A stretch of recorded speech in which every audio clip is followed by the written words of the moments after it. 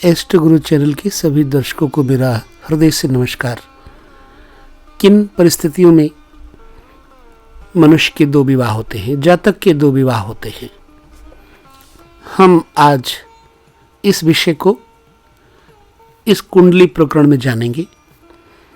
कई बार आपने देखा होगा कि कारण या अकारणवश किसी जातक के दो स्त्रियां हो जाती हैं, दो विवाह हो जाते हैं। तो आज हम इसी सब्जेक्ट पर थोड़ी सी ज्योतिष पर चर्चा करेंगे। जैसा कि आप सब लोग एस्ट्रो गुरु चैनल पर लगातार देखते रहते हैं कि हम ज्योतिष संबंधी जानकारी देते हैं और आप सब लोगों के साथ समीक्षा भी करते हैं।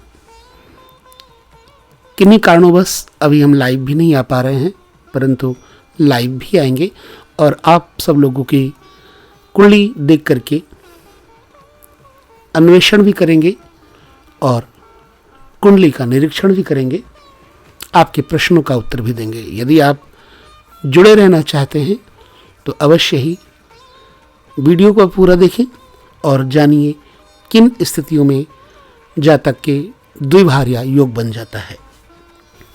सबसे पहले आपको ये बता दें कि कुंडली में जो 7वां घर होता है वो स्त्री का होता है। अगर पुरुष जातक है तो स्त्री का होता है, स्त्री जातक है तो पुरुष का घर होता है 7वां, वैवाहिक जीवन। अब किन परिस्थितियों में दो विवाह हो जाते हैं?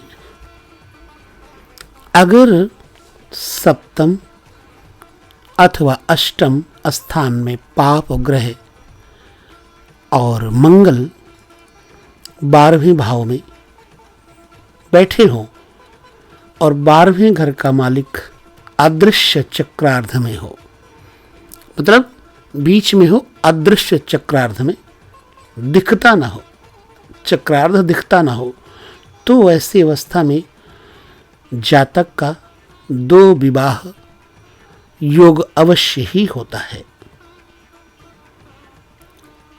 दूसरा कारण देखिए, अगर लग्न सप्तम स्थान तथा चंद्र कुंडली में जो चंद्र लग्न है, ये तीनों ही द्विस्वभाव राशि हों।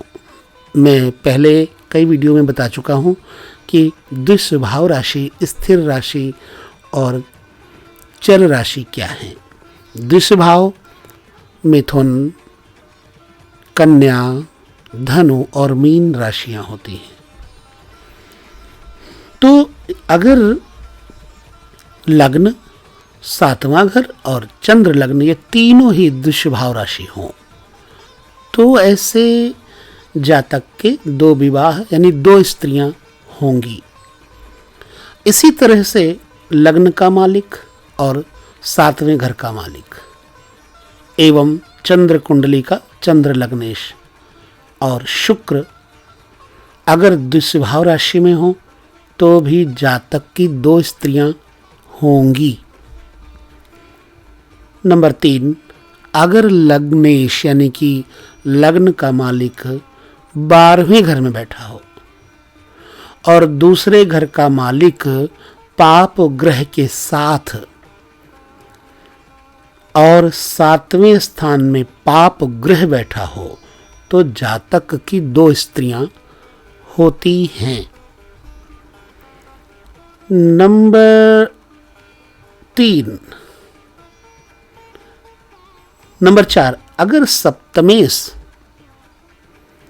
शुभ ग्रहों के साथ बैठा है 6ठे, 8वें और 12वें स्थान में, तो सप्तम भाव में पाप ग्रह अगर बैठा है तो जातक के दो विवाह होंगे, निश्चित बात है।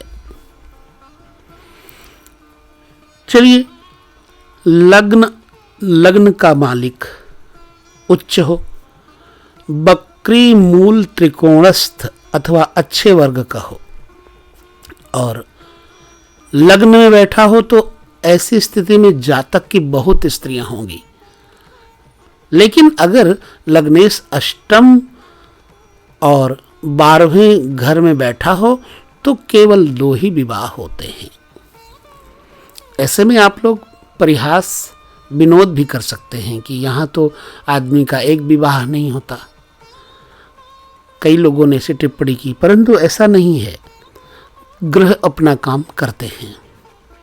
चलिए, अगर 7वें स्थान पर क्रूर राशि हो और 7वें घर का मालिक यानी सप्तमेश नीच राशि में बैठा हो तथा 7वें स्थान में कोई पाप ग्रह बैठा हो तो भी जातक के 2 विवाह होंगे। एक कारण और देखते हैं। अगर शुक्र पाप ग्रह के साथ बैठा हो या फिर नीच का हो या फिर नीच नवांश का हो और पाप ग्रह की दृष्टि हो तो भी जातक के 2 विवाह होंगे। एक कारण और देखिए, यदि 7वां स्थान अथवा द्वितीय स्थान में पाप ग्रह हो या पाप ग्रह की दृष्टि हो और सप्तमेश निर्बल हो जाए अथवा द्वितीयेश निर्बल हो जाए तो भी दूसरा विवाह होता है। एक कारण और देखते हैं। अगर मंगल 7वें स्थान में बैठा हो और 8वें अष्टमस्थ हो, मंगल 7वें स्थान में अष्टमस्थ हो अथवा द्वादशस्थ हो और सप्तमेश की दृष्टि न हो तो जातक का दूसरा विवाह होता है। अगर बहुत से पाप ग्रह दूसरे 7वें स्थान में बैठे हों या फिर दूसरे घर का मालिक और 7वें घर का मालिक इन पर पाप ग्रह की दृष्टि हो तो जातक के 3 विवाह तक हो जाते हैं।